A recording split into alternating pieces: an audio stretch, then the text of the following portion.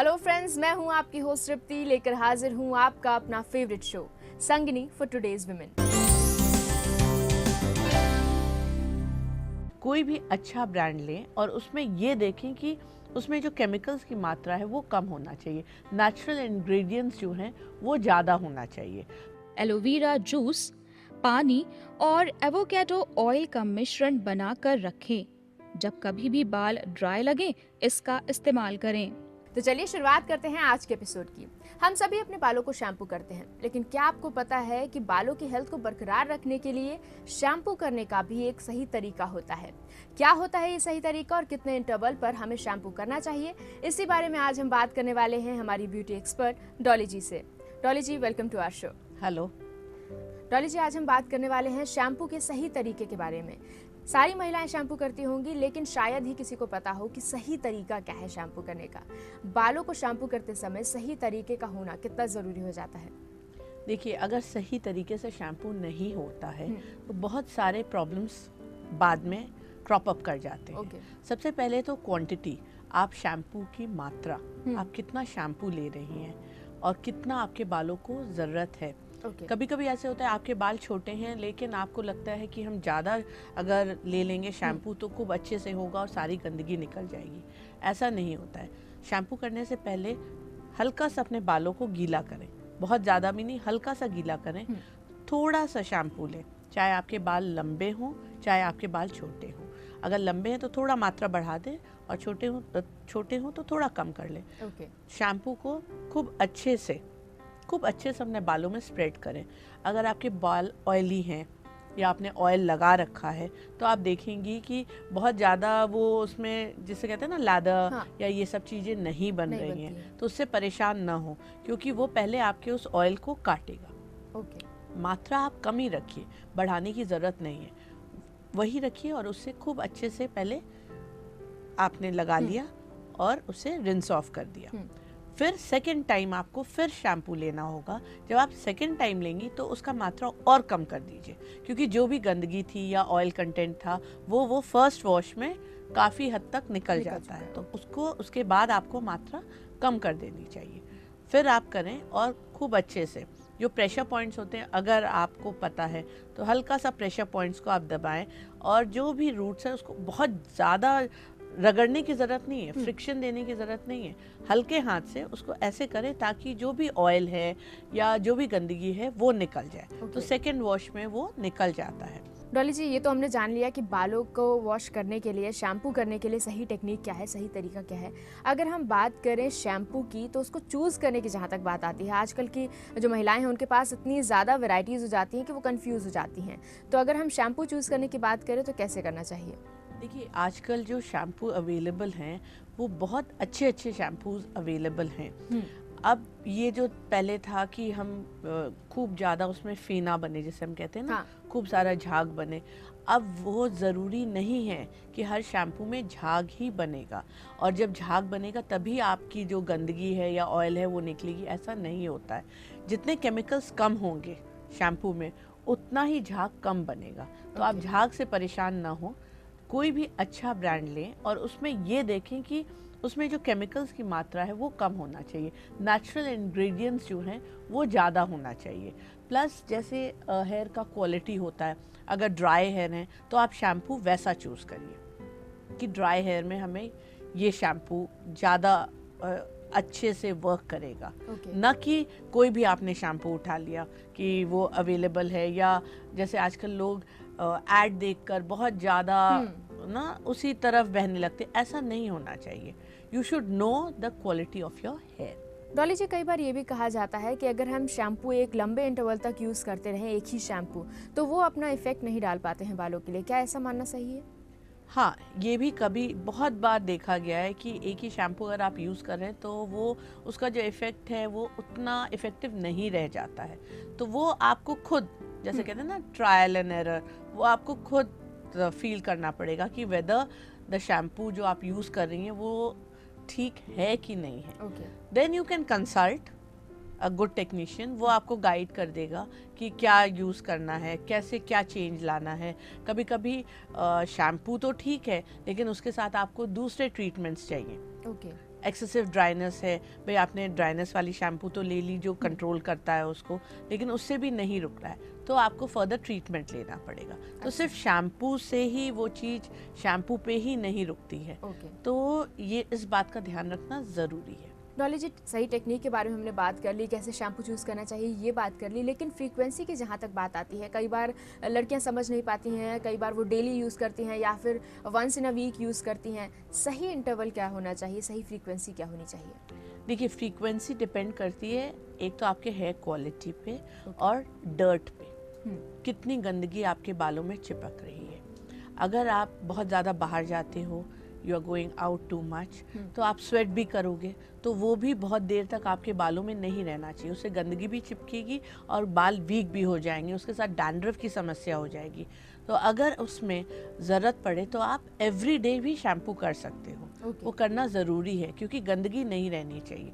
जहाँ गंदगी हुई वहाँ हेयर फॉल होगा, डैंड्रफ की प्रॉब्लम होगी, डलनेस आएगा, जो लस्टर फॉल है वो नहीं रह जाएगा। जैसे हम कहते हैं ना, एक शाइन और एक प्रॉपर जो हेयर का लुक होना चाहिए वो सब मिसिंग हो जाएगा।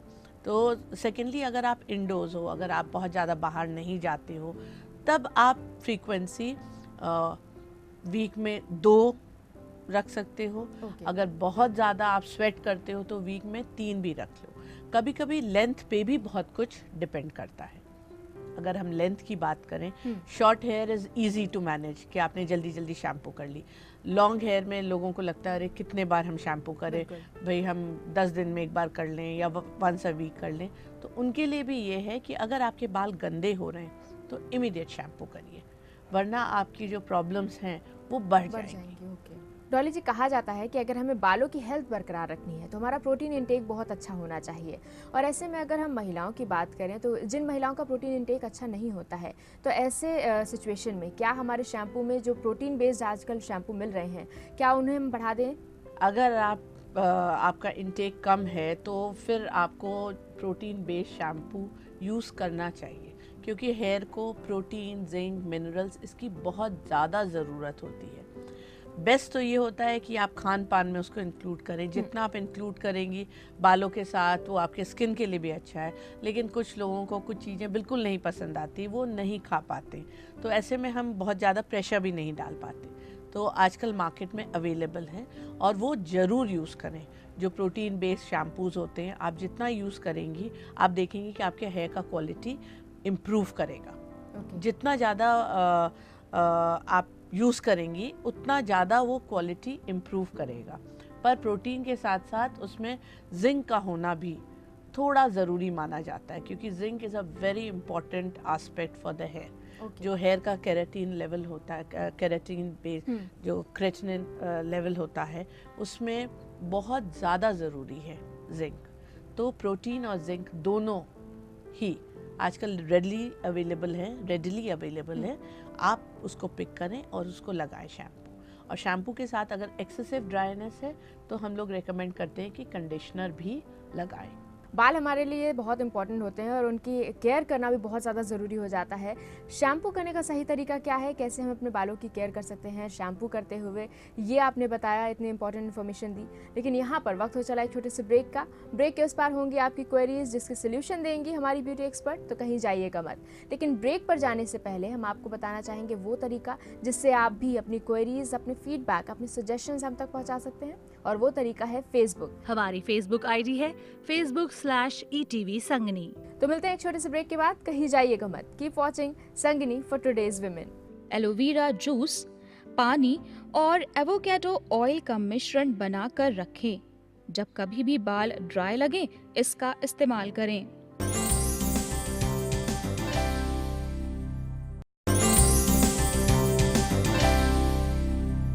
Welcome back after the break. आप देख रहे हैं आपका अपना favourite show Sangini for today's women.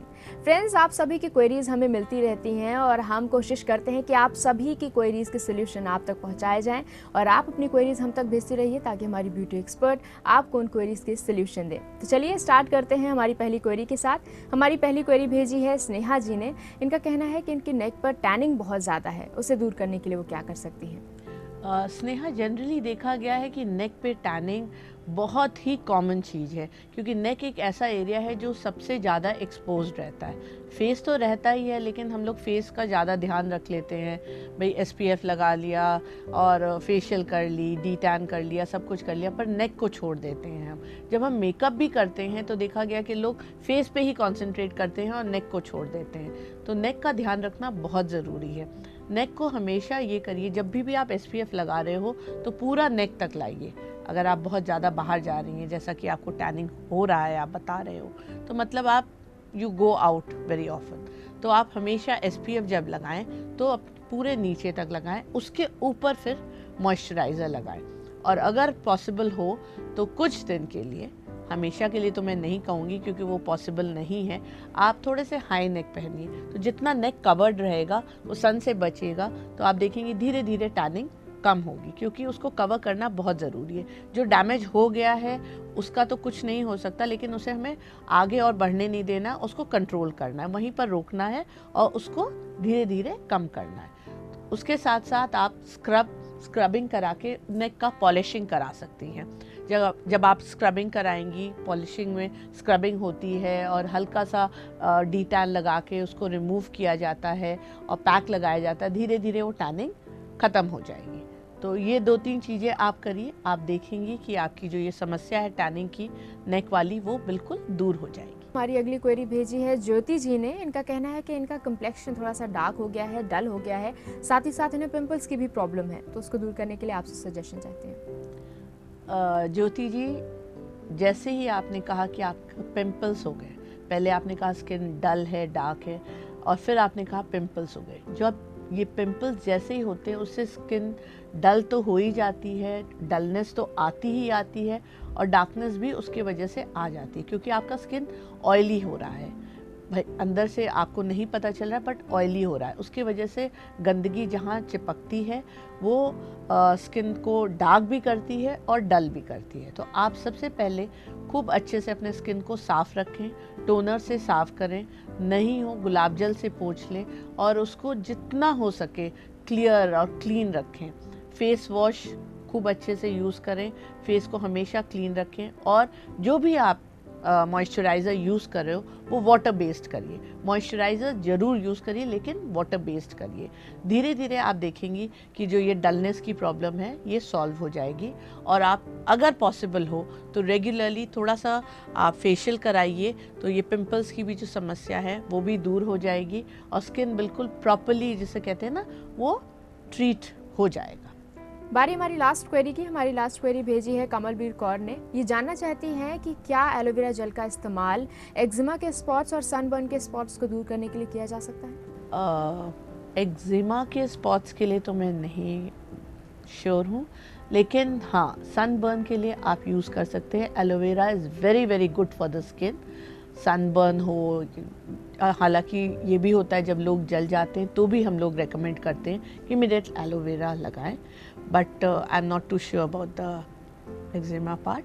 तो आप वो डॉक्टर से कंसल्ट कर लें, बट उसके लिए आप लगा सकते हो।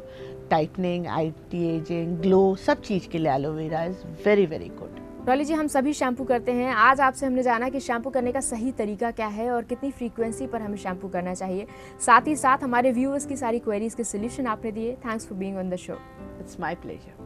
तो यहाँ पर वक्त हो गया एक और छोटे से ब्रेक का, लेकिन ब्रेक पर जाने से पहले एक बार फिर से आपको याद दिलाना चाहेंगे कि कैसे आप भी अपनी क्वेरीज के सोल्यूशन पा सकती हैं हमारी ब्यूटी एक्सपर्ट से, या फिर आप अपने सजेशंस, अपने फीडबैक भी हम तक पहुँचा सकती हैं फेसबुक के जरिए। हमारी फेसबुक आईडी है facebook/ETV संगनी। तो वक्त हो गया एक छोटे से ब्रेक का। ब्रेक के बाद हम लेकर लौटेंगे आपके लिए कुछ खास ब्यूटी मेकओवर टिप्स, तो कहीं जाइएगा मत। Keep watching Sangini for today's women.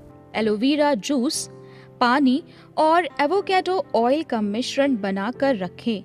जब कभी भी बाल ड्राई लगे, इसका इस्तेमाल करें।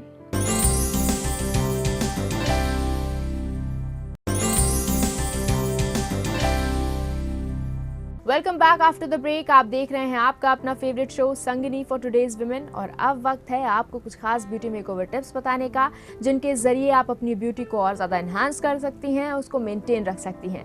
तो आइए देखते हैं सेगमेंट में हम आपके लिए क्या खास लेकर आए हैं।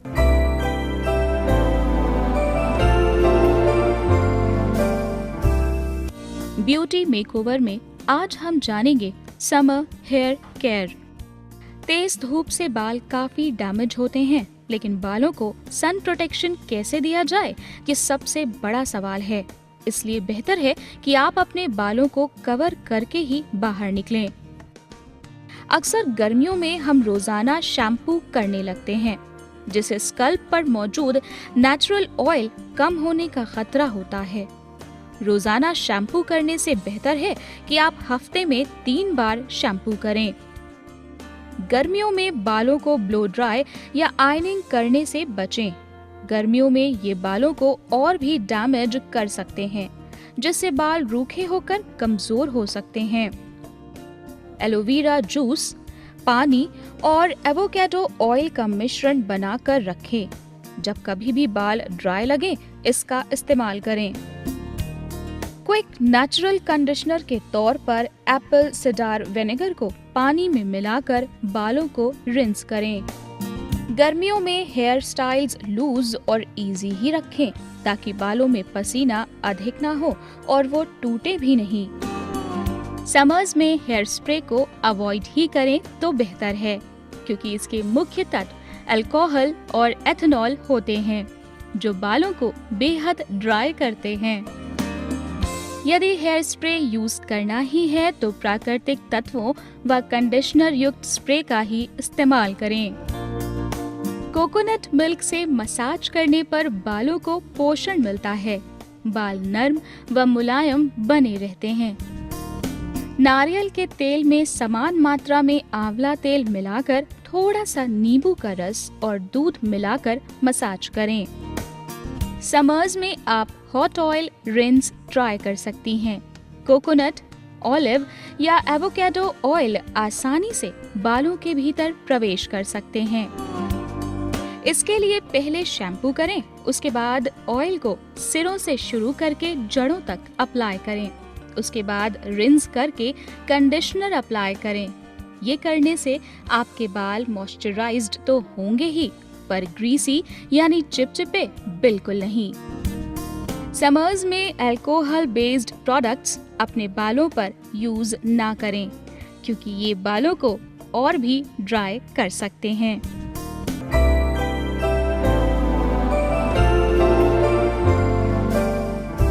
तो आई होप आपको आज की ब्यूटी मेकओवर टिप्स पसंद आई होंगी और आज का पूरा एपिसोड भी आपको पसंद आया होगा।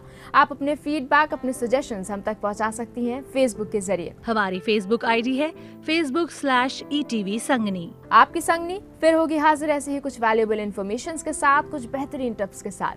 तब तक के लिए आपकी होस्ट तृप्ति और संगनी की पूरी टीम को दीजिए इजाजत। नमस्कार।